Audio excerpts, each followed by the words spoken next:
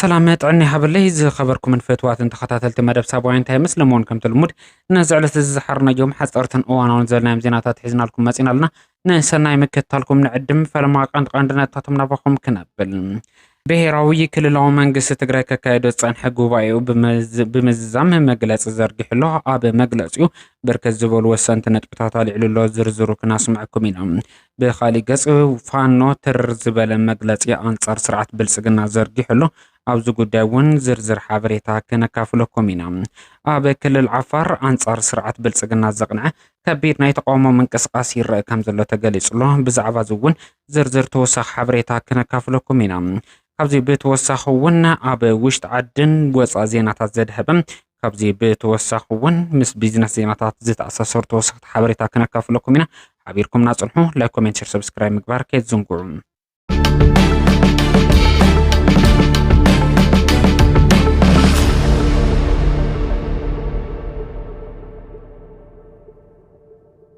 ኣብ ዞባ ማእኸል ብዝተፈላለዩ ዝራእቲ ንምሽፋን ካብ ዝተተሓዘ 194,000 ሄክታር መሬት እቲ 64 ሚእታዊ ከም ዝተሸፈነ ተገሊጹ ኣብ ትግራይ ይረአ ብዘሎ ሕጽረት ዝናብ ምኽንያት ክራማት ድሒሩ ብምጅማሩ ኣብ ሓረስቶት ስጋት ፈጢሩ እኳ እንተሃለወ ግራውቲ ቶሎ ብዝበጽሑ ዝራእቲ ይሽፈኑ ከም ዘለዎ ንምፍላጥ ተኻኢሉሎም እቲ ዘጋጠመ ሕጽረት ማይ ንምቕራፍ ዝነጠበ ማይ ናብ ግራውቶም ብምእላይ ጠሊ ብምዕቃብ ዓሞቕቲ ጎዳጉዲ ብምድላው ዓርሶም ንምክልኻል ይሰርሑ ከም ዘለዎ ንምፍላጥ ተኻኢሉሎም كيلا حلوة زراعة زوبا ماخل ويزورو ملتن تسفاي اب زوبا ماخل لعل 194 هكتار مريت بستفلالي زراعة نمشفان تلمته تحيزو زاقيد اتي لعلي 123 هكتار مريت كم زتشفنه يقلصو كما زوبا لعلي 324 هكتار مريت تحرز انتخون كابزي اتلعلي 194 هكتار مريت ابز عمت بستفرالي زراعة نمشفان تتلمو اتي 64 ميتاو كم استشفنه نمفلاته تخايلهم وانا محداري زوبا ماخل اي تشيشاي قرمي اب تقراي بزقات محسرة زناب مقنات كابز تقع زوباتات حدا ماخل اي زوبا خوينهم ازين مفتاح اتي مريت تصومو كي حدر بزبل تولو بزبصحو زراعة نمشفان مروت زرعي يقرب مهلاو تزاريبو ملوم اتي حسرة زناب اب سبن انسان حدقا كي يبصح نمكلخال اب ورداتات حدقا مكلخال كوميتي تتعيشو سرح كم زلو وسخهم حبيرو ملوم سراوي السودان زغبرو زلو غوس زخوني حيل تطو كابلو اب زيخل درجه كم زبصح تغليصلهم سراوي السودان اب كوردوفان زغبرو زلو سفيح وتحضروا منقسقاس بعوت زقصلن تخون زلعل استراتيجيكاو ربحه كم زلو نستنغرلا امو سيالا نستبحالت كبابي اب تحت مولو قصصر كم زتونه مفلات تخايلهم بتوسخون باران استبحالت كتما نمقصر زخل سفيح وتحضروا سقمتي كايد كم زلو تغلص انتخون ابزو وتحضروا اوبريشن دما سراوي السودان بدمق زبل عوت نقدميتي قسقس كم زليو مع خنا زينا اتهاجر زغلصو از منقسقاس سراوي السودان السودان اب تحت مولو قصصر نمتاون حيلتات RSF كاب السودان صراريغو نموص زخلو سفيح وتحضراوي وفرتاتم اطناخيرو يقصل كم زلون اب قرب اوان دما سودان اب تحت مولو قصصر كتاتو كمتخل زملاخت مخانو تغليصلو ازي كام زيلو اندحلو منغستي ايثيوبيا ورسو تبحيلو اب زفلط وتحضرو مسلطاني سراويت مكلخال ايثيوبيا لعل 5000 حيلتات RSF تقبلو وتحضرو سلطنا يهب كم زلو تغليصلو كم زفلط تمالي لعلو ازازي سراويت مكلخال سودان زخونه جنرال عبد الفتاح البرهاني RSF كونم دغفتو زبحلو حيلتات مولو نمقباص ابزخلو درجه كم زبصحن دحر حزي عرقن زتن زبحال يلن كبل مغلاصو ذكر انتخون كاب دغفتي RSF تحد مخانو زنغرلو سرعات بلصقنا اب كوينات حد سودان ايدو متاو بمقصال لعل 5000 سراويت RSF اب ايثيوبيا وتحضروا تعليم كرخوا مغبار يسرح كم زلون مفلات تخايللهم دحر سوعتنا كاب قال بززلل بتكبار جدن كن فصموينا كبل بريزيدنت بهراوي كللاو منغست تግራይ ዶክተር ደብረጽዮን ገብረ ሚካኤል ገሊጹ ኣብ መበል ሻርሻይ ዘመን ሻውዓይ ስሩ ጉባኤ ቤት ምክሪ ትግራይ ተረኺቦም ካብ ኣባላት እቲ ቤት ምክሪ ንስተልዓሉ መብርህን ምላሽን ዝሃቡ ፕሬዝዳንት ትግራይ ዶክተር ደብረጽዮን ገብረ ሚካኤል ምእንተ ህልውናን ዓርሰ ምሕደራ ትግራይ ክቡር ህይወቶም ዝኸፈሉ ጀጋኑ ደቂ ህዝቢ ታሪኾም ደሚቕ ተወዳዳሪ ዘይብሉ ስለ ዝኾነ ገዲፎሞ ዝሓለፉ ሕድሮምን ክንፍጽም ግድን እዩ ክብሉ ገሊጾም ኣለዎም። እቶም ፕሬዝደንት ኣብ ዝሃብዎ መብርሂ ኣብ ትግራይ ቅድመ ስድራ ስዋት ዝስራዕ ዝኾነ ይኹን ዋኒን ክህሉ ስለ ዘይግባእ ናይዞም ስድራ ጀጋኑ ዝግብኦም ረብሓታት ኣብ ምምላእ ትኩረት ሂብካ ክስራሕ ይክብሉ ቃልኣት እዮም ኣለዎም። ኣብ ምስላፍ ዝምልከት እውን ዘለናሉ መድረኽ ንህልውናን ግዛእታዊ ሓድነት ትግራይ ክንጋደል ከም ዘለና ብምግላጽ ብፍላይ መንእሰይ ትግራይ ዝሓቶ ዘሎ ናይ ምሕደራ ምዕሩይነት እምበር ናይ ምስላፍ ጸገም ከም ዘይብሉ እቲ ፕሬዝደንት ወሲኹ ገሊጹ ኣሎ። ዶክተር ደብረጽዮን ገብረ ሚካኤል ኣብ ኣወዳደባ ወረዳታት ጣብያታት ይኹን ቁሸታት ቅድሚ ጽንተታዊ ኩናት ተጀሚሩ ዝነበረ ኣሰራርሓ ከም ዘሎ ኮይኑ ክስተኻኸል ኣብ ዝግብኦም ሕቶ ህዝቢ ኣብ ዝቐረበሎም ብመጽናዕቲ መሰረት ጌርካ ከም ዝስራሕ ሓቢሮም ኣለዎም። እቲ ቅድም ክብል ተዳልዮ ኣብ ትግበራ ዘሎ ትልሚ ምስቲ እዋን ዝኸይድን ኣብ ቀጻሊ ኩነታት እናተረኣየ ምምሕያሽ ዝግበረሉ ምዃኑ እውን ወሲኾም ምሕባሮም ንምፍላጥ ተኻኢሉሎም።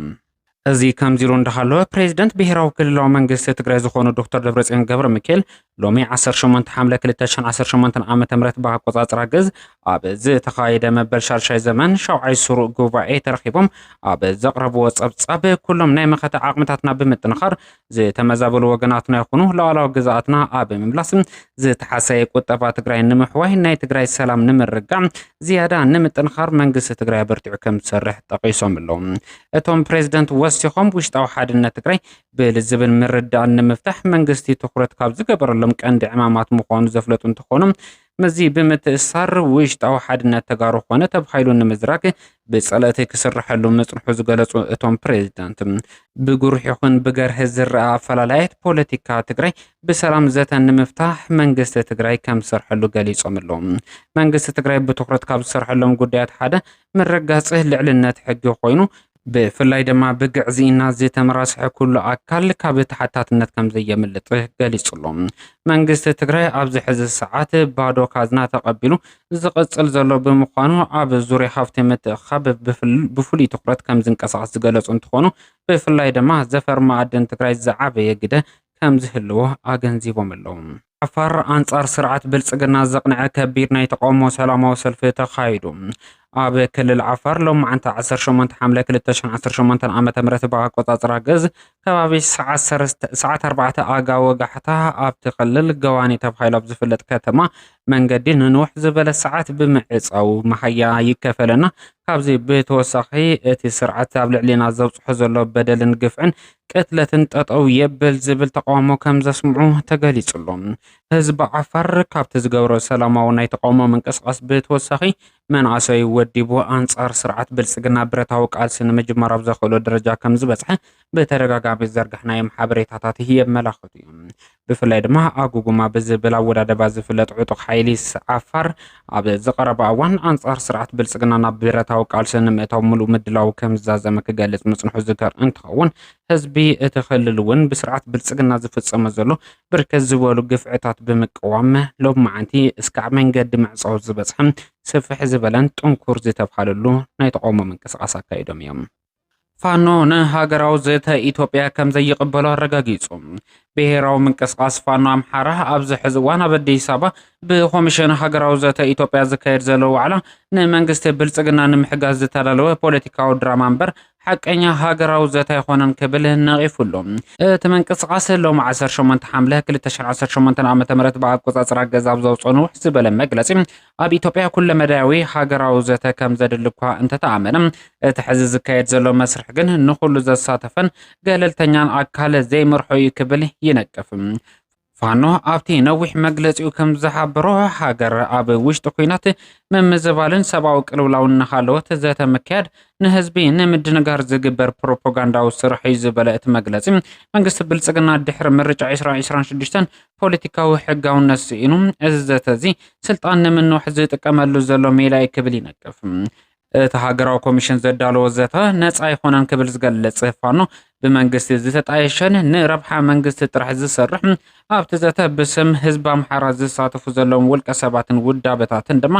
ተቐባልነት የብሉን ንህዝቢ ኣምሓራ እውን ኣይውክሉን ድሕሪ ምባል ምስ መንግስቲ ዝዋግኡ ዘለዉ ዕጡቃት ሓይልታት ፋኖ ሓይልታት ሰራዊት ሓርነት ኦሮሞን ክልል ትግራይን ዘይሳተፍሉ ዘለው እዝዘተዚ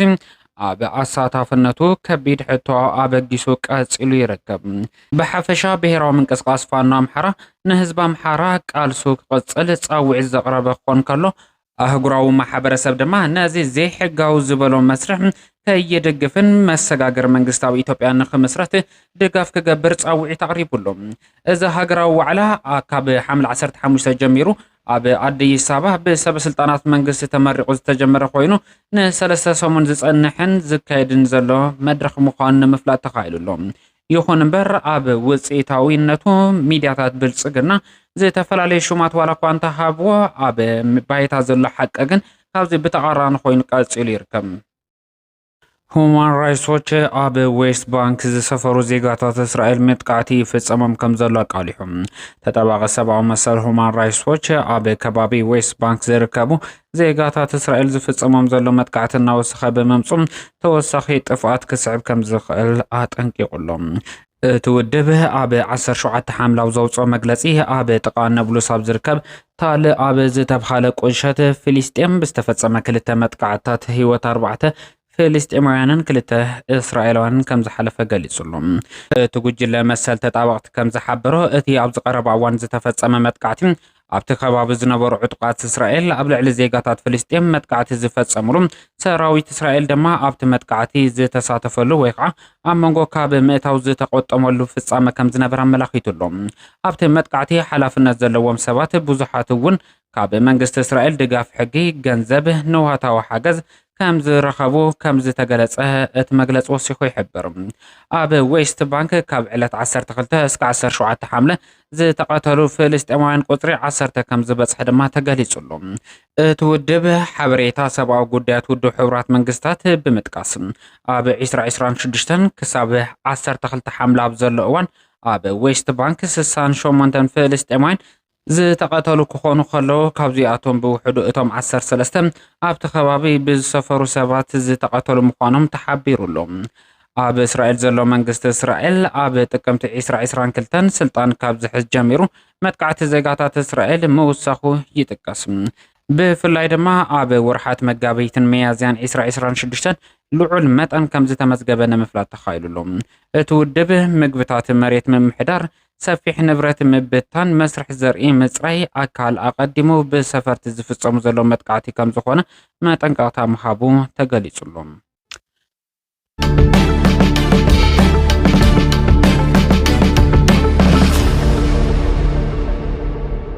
ኣብ መወዳእታና ቢዝነስ ዜናታትና ክንሰግር ከለና ዝኸበርኩምን ፍትዋትን ተኸታተልትና ዋጋ ነዳዲ ንግሆ ካብ ዝነበሮ ዝኾነ ለውጢ የብሉን ኣብ ዙርያ 96-98 ዶላር ይሽየጥሎም። የተጻረየ ናይ ኣሜሪካ ነዳዲ ድማ ብ89 እስካዕ 90 ዶላር ኣብ ዘሎ ከባቢ ይሽየጥ ከም ዘሎ ንምፍላጥ ተኻኢሉሎ። ኣብ ዕዳጋ ክሪፕቶ ቢትኮይን ወሰኽ ኣብ ዝረአየሉ ዕዳጋ ብ64,196 96 ዶላር እንዳተሸጠ ይርከብ። ኢቴሪየም ብ0.6 ሚታው በተመሳሳሊ ወሰኽ ኣብ ዝረአየሉ ዕዳጋ ብ1868.62 ዶላር እንዳተሸጠ ይርከብ። ብ4053 ዶላር እንዳተሸጠ ዝርከብ ድማ ወርቂ እንትኸውን ንግሆ ካብ ዝነበሮ ብ0.09 ሚታው ወሰኻር ኢሎም። ኣብ ተመን ሸርፍ ወፃኢ ኢትዮጵያ 1 ዶላር ብ159.7 ብር እንዳተዓደገ ብ162.8 ብር እንዳተሸጠ ከም ዝርከብ ንምፍላጥ ተኻኢሉሎም።